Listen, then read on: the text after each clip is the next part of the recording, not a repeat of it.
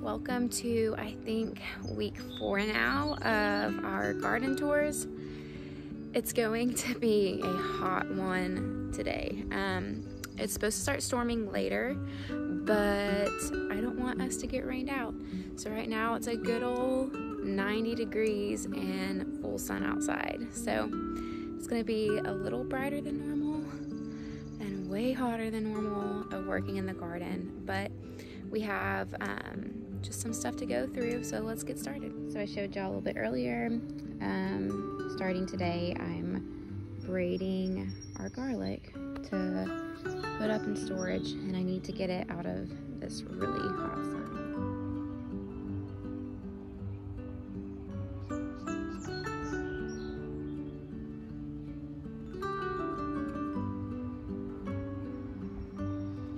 Okay, we're in the sun plant, or the sunflower plant, to get some shade, so I'm not staring at the sun while trying to talk to you guys. But yesterday, we actually stayed the night at Nick's parents' house for the 4th of July, and yesterday we came out and we found some craziness on these sunflower plants. Some of the leaves were covered in caterpillars, and the caterpillars were eating away at the leaves. So we cut off a lot of the bottom of the sunflower plant leaves because there were so many caterpillars we could not remove them by hand. So we cut some of those off. There's still a few on here, so I'll kind of show you what those look like. But you just want to remove them because they are going to eat away at all the leaves and cause issues later down the road. Our okra plants are looking really good. They're going to start blossoming here soon, and so their blossoms will come up from these little areas. And okras are actually in the same family as hibiscus flowers, so their blooms are really beautiful. They're like a cream with a maroon center, and those will start coming up soon. And okra grows really fast, so once that starts happening, we'll definitely have to keep up with it out here. This might be the last time you guys see the cool weather crops, because it's hitting 90 degrees here pretty consistently. And as you can see, they're starting to wilt a little bit just because this heat is really harsh for them. So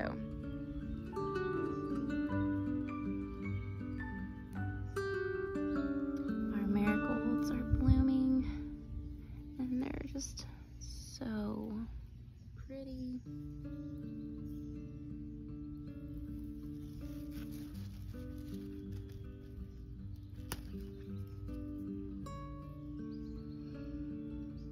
Our dragon tongue bean that are really delicious. It's a bush bean variety that sets off beautiful violet blooms, or like fuchsia blooms.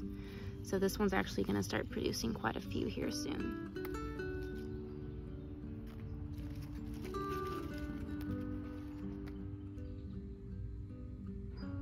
Guys, this cherry tomato plant is about to go crazy.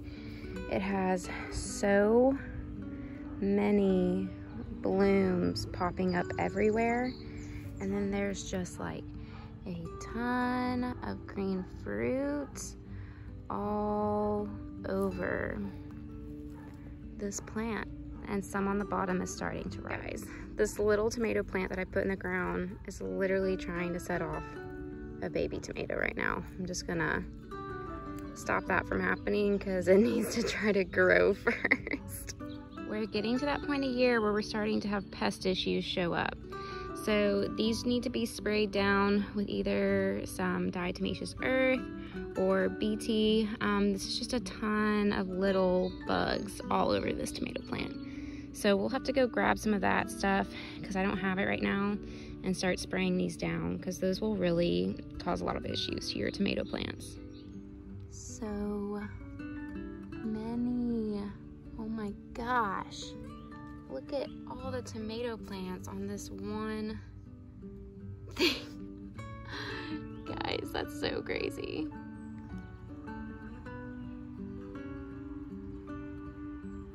Our zinnias are really starting to take off. They love all the sunshine and do really well with it. Our zucchini are doing really well. We've harvested quite a lot off of these.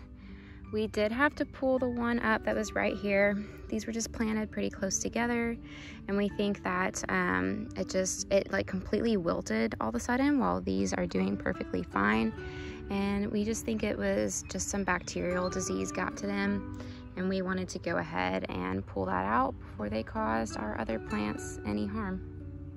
So we have still really been struggling with any yellow squash popping up on these plants, like nothing. But I did just see this little guy.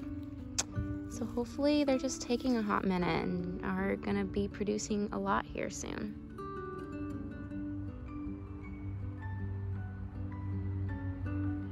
Yet again, our sweet potatoes have doubled in size. They're really gonna take over this bed. I'm definitely glad I only planted 2 in here, but they are actually gonna set blooms at some point. So I'm wondering when that will happen, maybe next weekend.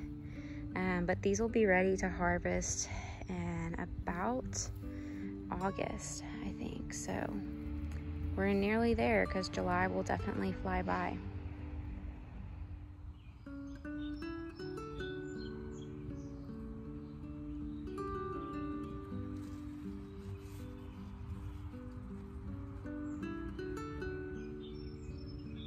You can tell how hot of a day it is when your pepper plants start wilting because they're so overheated right now.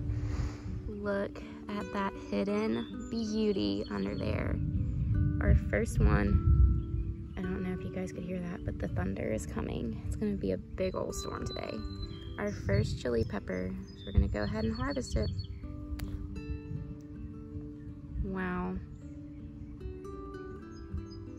So definitely have a lot more, as you can see, that are about to go ahead and start turning red as well. I'm just floored. Like, this plant is loaded with peppers. I cannot wait to hang these up to dry. It's gonna be so beautiful. So those are our marigolds, and we keep thinking we have more popping up, but this is like a little imposter weed that looks exactly like marigolds, but their stem is different, so that's how we're able to tell. It's really annoying because they're coming up like, this is one too, because it's fuzzy stem and the marigold stem is maroon. It's just coming up everywhere.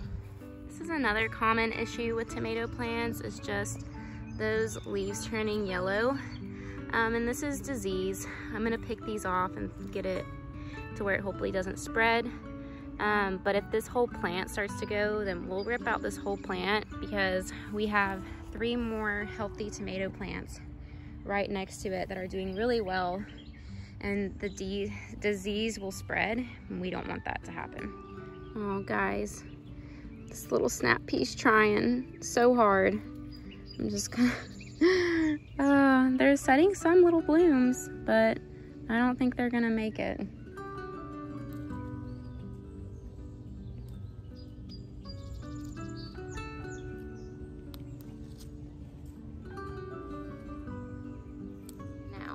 This is our Cherokee purple tomato, and you can see these are gonna be, they just look very different in size.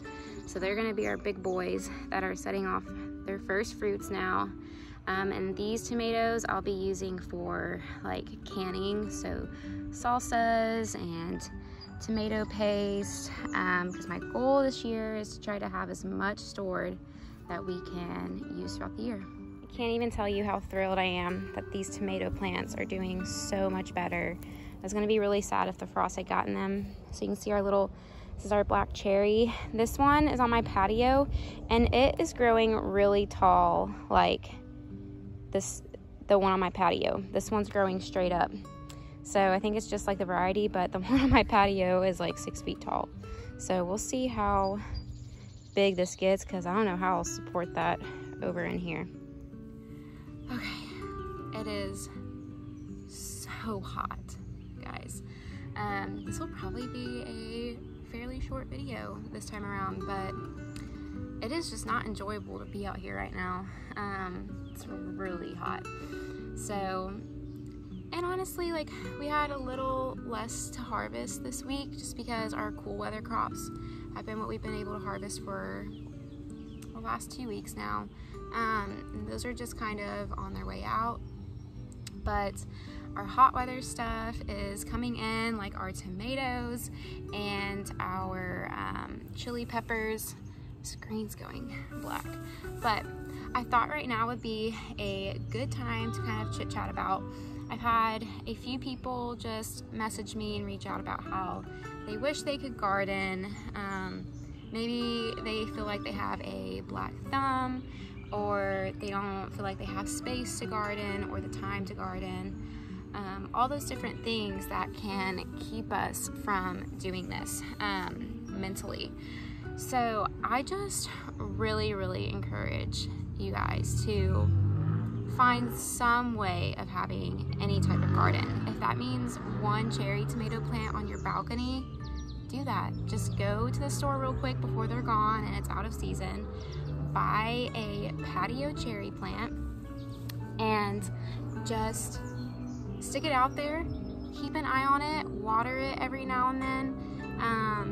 You'll be able to tell when it needs some attention and love, but that first plant is what gets you loving gardening, and it's not as hard as it may seem. It is totally attainable for all different areas of life, whether it's a really busy season for you. I promise you can make one little plant survive and start gardening. My patio garden, where I have about 6 really big gallon pots, and I planted plants in those, and they're growing on my patio, and it's so easy because they're right there. So like I can really keep up with them and make sure that I'm taking good care of them. So if that's something you've been thinking about, feel free to message me and I can totally brainstorm with you on different ways to figure out how to have your own garden.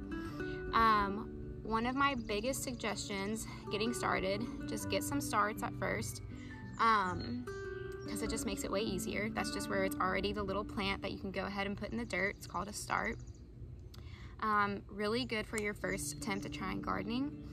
If you've done gardening for a little bit and you're just wanting to look for ways to make it more affordable, because buying starts can get expensive, some of my favorite seed sources, so starting the plants from seed, I really love Baker Creek Heirloom Seeds, Seeds Now, and M.I. Gardner seeds. Those are open pollinated, which you really want to make sure you're getting, because that then means that you can save seeds from that plant to replant the next year. Even that can add up quickly. So really reach out to your local library and see if they have some form of a seed share or a seed swap. And I got a lot of my seeds from our local library. You can actually donate packs of seeds, and then people can check them out like a book. You can use all those seeds from that pack, and then it's kind of like a golden rule. They just hope that you save seeds from what you planted with that, and then bring it back to donate to the library. So I got about 10 packets of seeds completely for free. So just really do research into how you can make this affordable, how you can make it work for you, because having a garden is so rewarding and so fruitful and so worth it. And you never know like what planting one plant will start and what you'll discover about yourself from that.